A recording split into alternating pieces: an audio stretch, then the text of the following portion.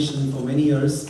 I first accidentally, as a teenager, because I was asthmatic, started meditating when I was 16 years old. And that was a Vipassana course. Some of you know how difficult it is. And I ran away from my first course. It was like worse than being in prison. That started my journey into a personal practice, into meditation. And going back to the last question from one of the audience members here, I often wonder why I do research on this topic. Because to me, the whole idea of falsifying this is difficult.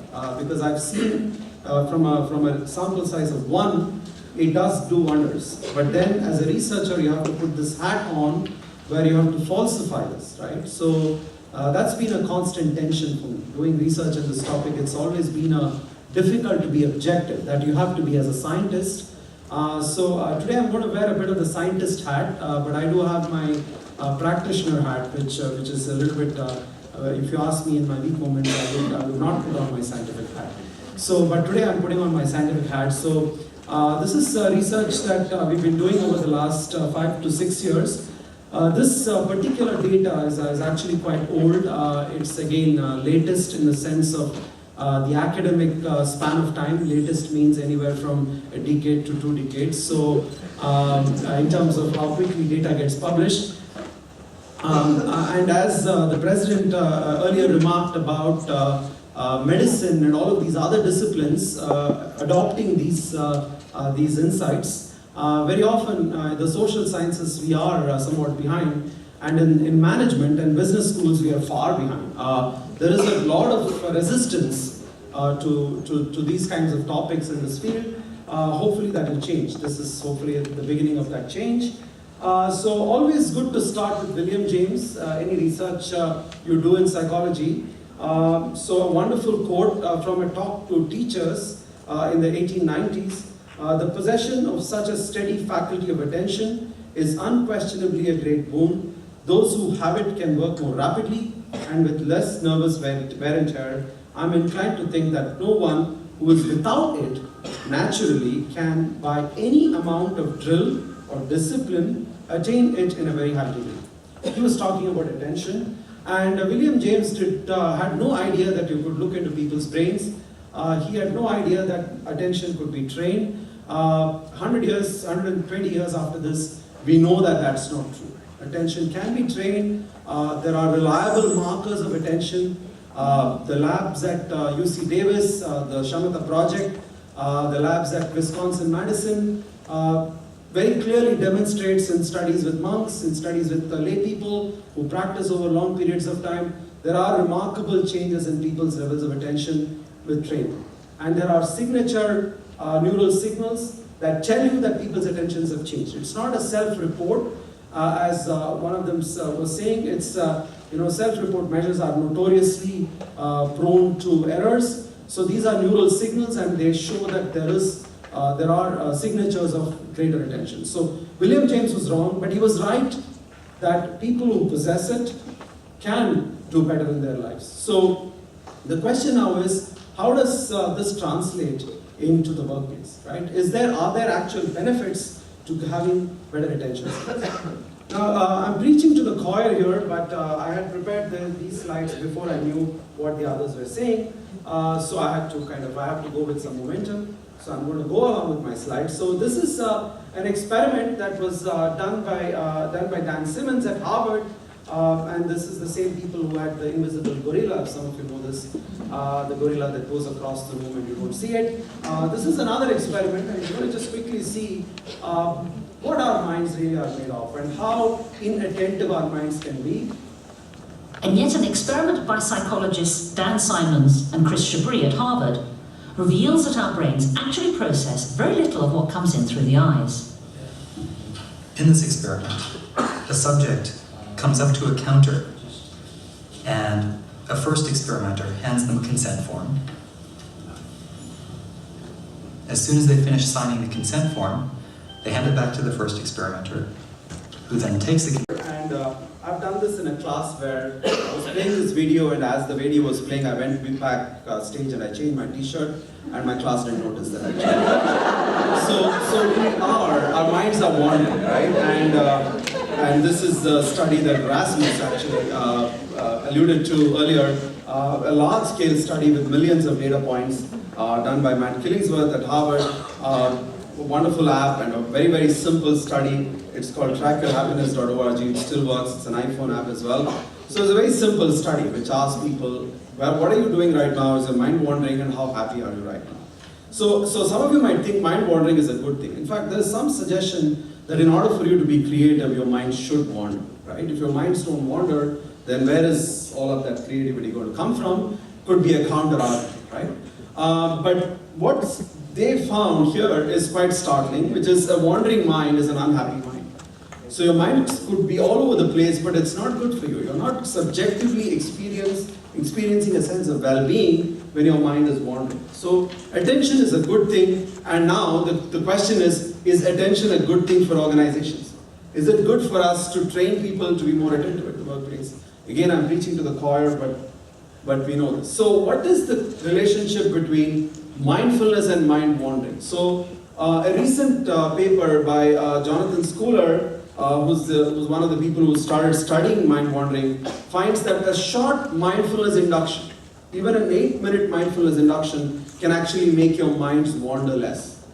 So the fact that the reason Rasmus went first was by design. We wanted your minds to not wander for the rest of our conversations so that we could be here now. So it's just a 1-minute manipulation and you all are here. Okay? So that's the reason why we had the mindfulness task first.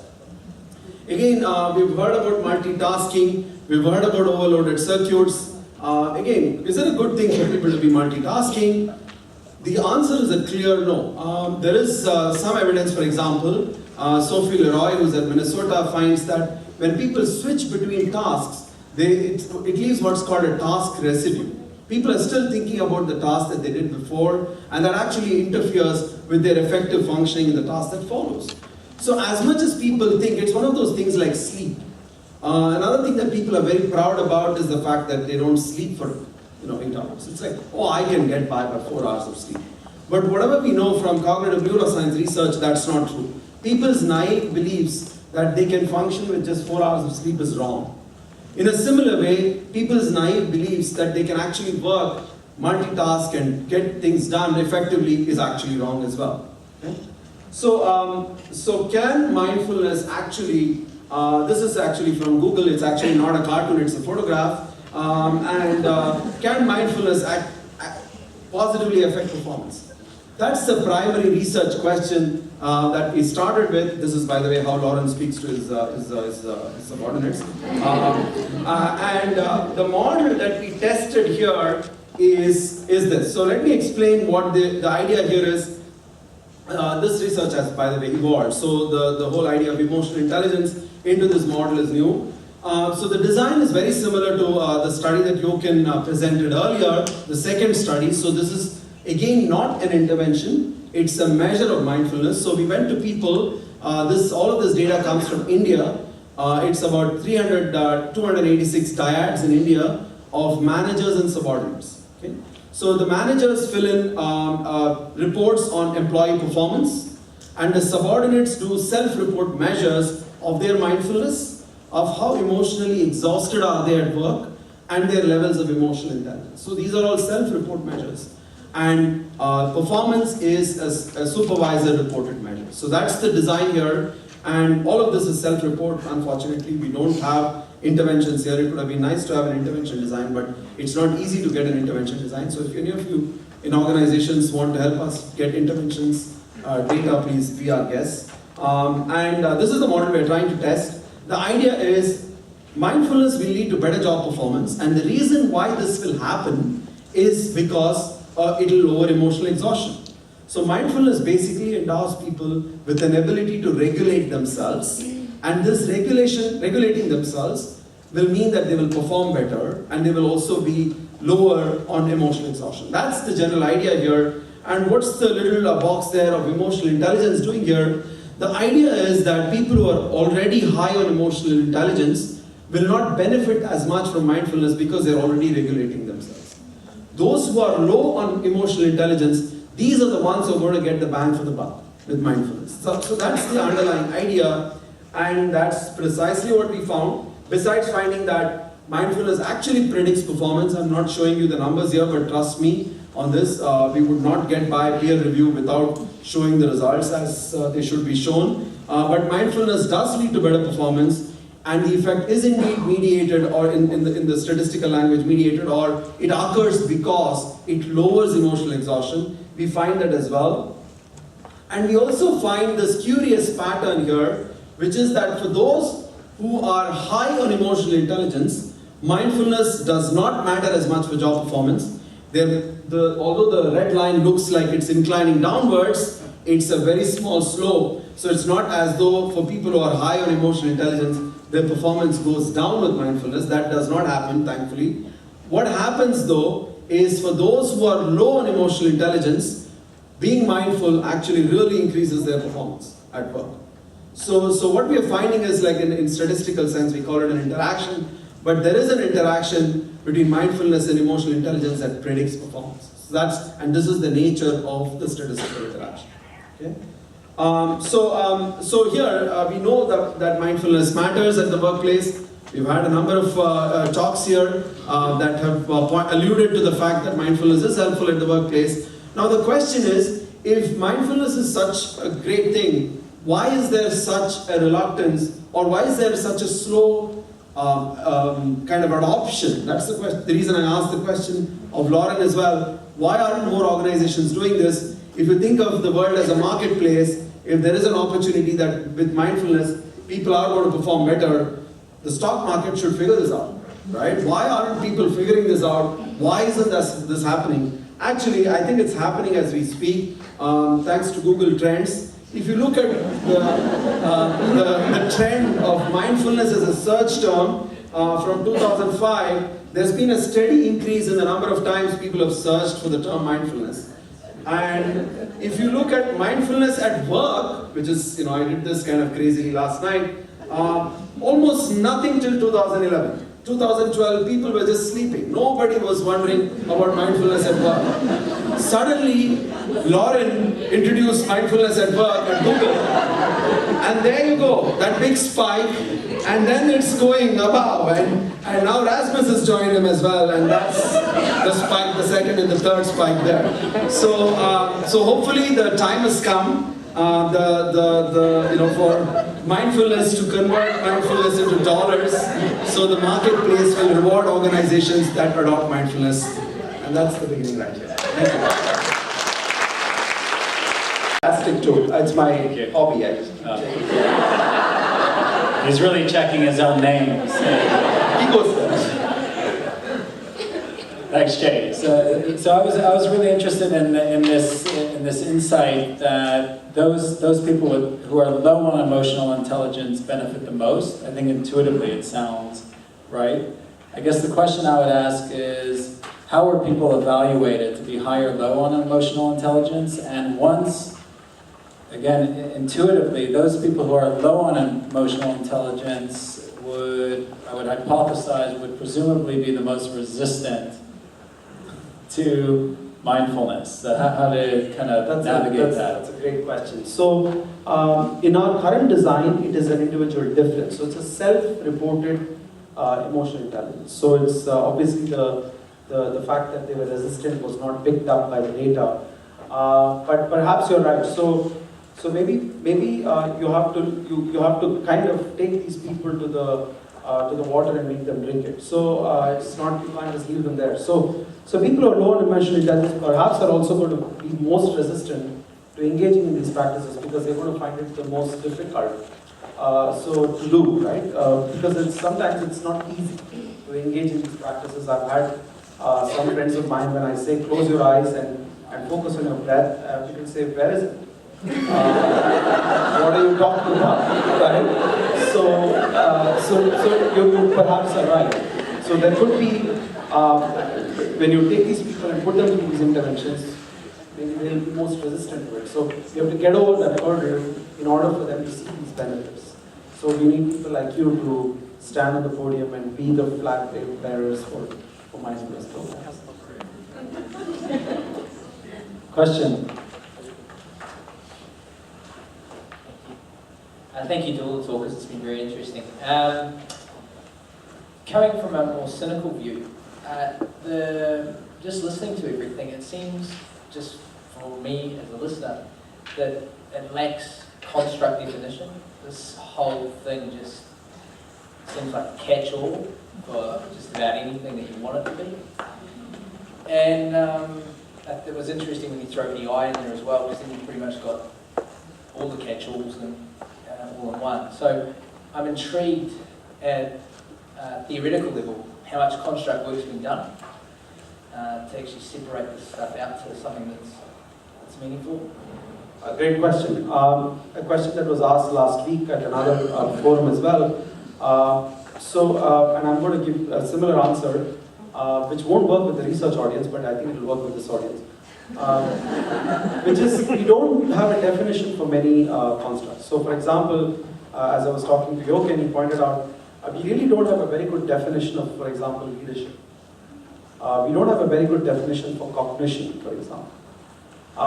That doesn't mean that we shouldn't study it. So, but having said that, I think there is at least 5 or 6 papers I can think of that have really examined the idea of what is mindfulness from a construct validity perspective, starting with Brown and Ryan and the people who developed the Toronto mindfulness scale, the FFMQ. So all of these people have done a lot of construct validity work, peer-reviewed work, which is very high standards for being accepted into these journals. So there is something like mindfulness. I think the problem is the tag of mindfulness. It's somewhat misleading. I would maybe call it something else, maybe even rhinoceros. Something that doesn't have this connotation that it is full of mind. So that probably is what takes it away. But there is definitely something which is an ability for people to be in the moment. I think that's clearly there as an ability. If you don't like to call it mindfulness, call it mindful attention, call it mindful awareness, call it awareness attention. I don't have a problem with the nomenclature itself. But clearly there are differences across people, and those differences can be systematically changed with intervention. We know that as well. So I appreciate the cynicism, and I think it's wonderful because we face a lot of hurdles in getting this across, because the term mindfulness is somewhat misleading in that sense. I have one more question, if I could, just on taking the cynical view, just to be a counter. Do you think that Google could have been created in a mindfulness world? And then by that I mean, is there a different set of behaviours that get us to this point in history to where you're taking us now? And I think of where Buddhism's going now, where they're being asked to look more at the empirical scientific world. And I'm just intrigued as a sort of, is this whole thing just a counter movement to what's got us to this point in time? I'm going to let Lauren answer the Google part, but I'm going to answer the initial part. But the implicit underlying question there you're asking is, does this make people less driven? Can't you get there in the marketplace and sell your wares and be the one that gets ahead if you're sitting with your eyes closed and meditating? And I have a friend of mine who says exactly this. He says, oh, I used to meditate when my life was not going very well. It helped me kind of get better, but now I'm tenured, I have a good life, I have a good wife. Why should I meditate? Because it makes me less ambitious. It makes me somewhat not go out there and chase the profits and chase business. So my answer to that is, it's perhaps a misunderstanding of why mindfulness works. So I'll let Lauren answer the second part, which is, would Google exist if everybody was just mindful to begin with? And, It's a pretty tough question. I guess the way I would frame it is that Google Google came to be, and Google is what it is because it's an incredibly open-minded organization, and the founders are incredibly mindful, stretching that term,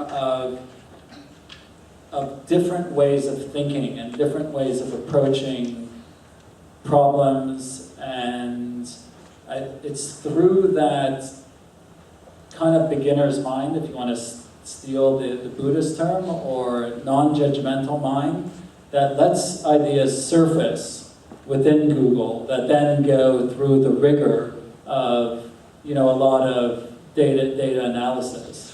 So I think there's nothing incongruent about mindfulness and success or innovation. I think it's something that, for part of the Google organization, is something that's very relevant and works. And for others, Larry and Sergey run off to Burning Man and run around, with people who are, tripping on LSD and all that stuff.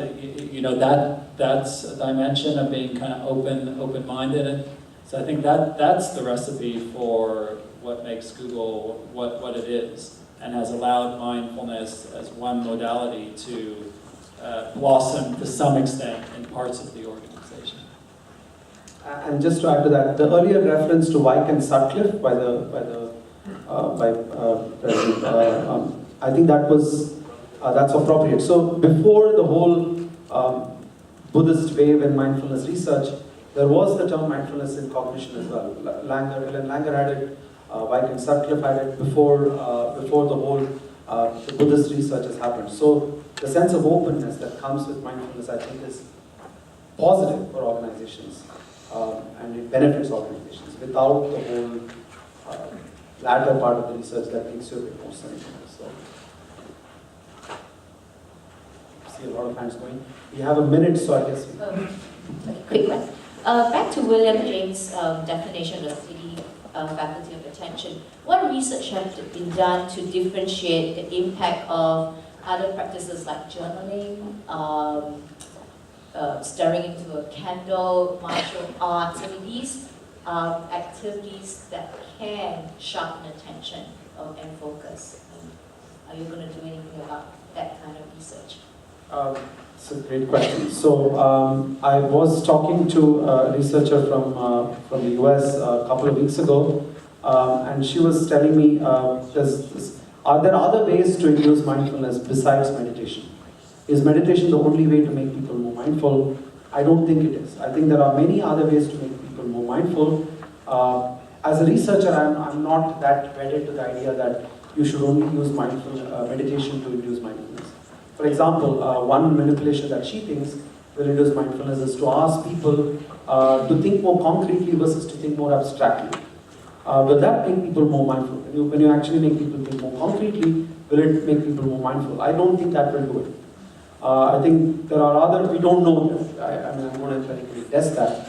But I think you have something there when you say that there could be other practices that might make people more mindful. And I think Lauren's own example of yoga, and perhaps Google is a very pluralistic organization where all kinds of practices are probably a part of what people do. So I'm sure they have benefits as well. So I'm going to let you answer that if there are. Well, I think people get involved in a lot of activities at Google, including pinball and foosball, and that seems more as a energy release. But I just share my personal experiences as an extension to the question that was asked earlier. Was, I sometimes use drawings, and I'm not an artist at all, and sometimes journaling as a mechanism to kind of force me to slow down and give me some space, and just to let thought, either metaphorically through drawing or writing, connect me to the present moment. So I don't see why that wouldn't be considered a mindfulness practice either. And in the end, because my sample is one, I have the luxury of doing what works for me. And I think it's important for everyone as individuals to find whatever practice helps them to feel connected to themselves, and then gives them the opportunity to connect to others, because ultimately that will make us more productive. We live in a knowledge ecosystem where ultimately we need to get things achieved through and with other people. You're running out of time, so thank you.